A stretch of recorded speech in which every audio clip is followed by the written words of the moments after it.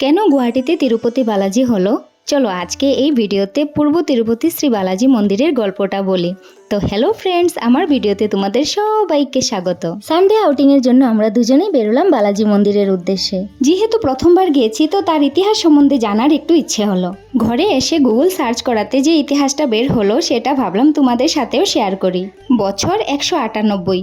বালাজির ভক্তরা অনেক দূর অন্ধ্রপ্রদেশে যেতে পারতো না, তাই আসামের ভক্তরা ইচ্ছে করলো আমাদের গুয়াহাটিতেই তিরুপতি চাই। তখন শ্রী ভেঙ্কটেশ্বর ভক্তি সমাজের লোকেরা জমি কিনল বেতকুচি গড়চুকে। NH 37-এর পাশে 2 একর জমির উপর শুরু হলো মন্দির বানানোর কাজ। আর সব থেকে অবাক করা বিষয়টি হলো যে মন্দিরের ভিতরে ভগবান বালাজির যে মূর্তিটি আছে সেটা একটা পাথর কেটে বানানো হয়েছে, আর তার ওজন হলো 4 টন। মূর্তিটা তিরুপতির আসল মূর্তির মতোই দেখতে, সাথে আছে মা পদ্মাবতী আর গরুড়দেবের মূর্তিও।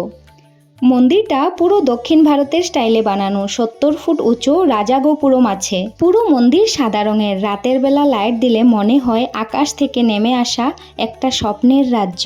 আচ্ছা, তবে কেন পূর্ব তিরুপতি নাম হলো সেটা জানতে চাও তো? তবে বলছি শোনো।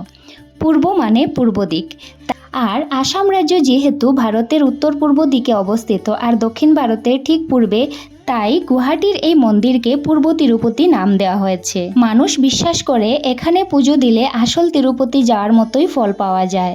এখানে প্রতিদিন যজ্ঞ, অভিষেক, অর্চনা আদি হয়। তিরুপতির মতো লাড্ডু প্রসাদও পাওয়া যায়। আর আস্তে আস্তে এটা গুয়াহাটির সব থেকে শান্ত আর সুন্দর মন্দিরগুলোর একটা হয়ে যায়। লোকবিশ্বাস মতে যে দুঃখ কষ্ট নিয়ে গেলে এখানে মন ভালো হয়ে যায়। শনিবার, রবিবার আর তিরুপতি ফেস্টিভ্যালের দিন এখানে অনেক ভিড় হয়। এতক্ষণ আমি যা বলেছি সেটা আমি গুগল থেকে পেয়েই তোমাদেরকে বলেছি। মন্দিরের ভিতরে কিন্তু মোবাইল নট অ্যালাউড, আর ধরা পড়লে 1000 টাকা ফাইন। মা দুর্গার আশীর্বাদও পেলাম, খুবই ভালো লাগলো। তারপর প্রসাদ নিলাম। প্রসাদ নেওয়ার পর বের হয়ে আমরা আসলাম লাড্ডু কিনতে। তারপর সেখান থেকে লাড্ডু প্রসাদ নিলাম। লাড্ডুটাও ছিল ভীষণ টেস্টি। মন্দিরের বাতাবরণ এতই ভালো ছিল, সেখানে আমি একটু ওয়াক করতে করতে নাম জপও করলাম। আর নাম জপ করতে করতে মন্দিরের বাতাবরণটা উপভোগ করে আমরা আবার দুজনে ঘরের উদ্দেশ্যে রওনা হলাম।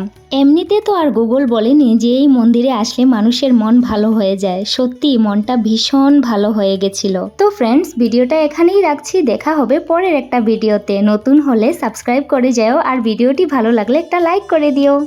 বাই।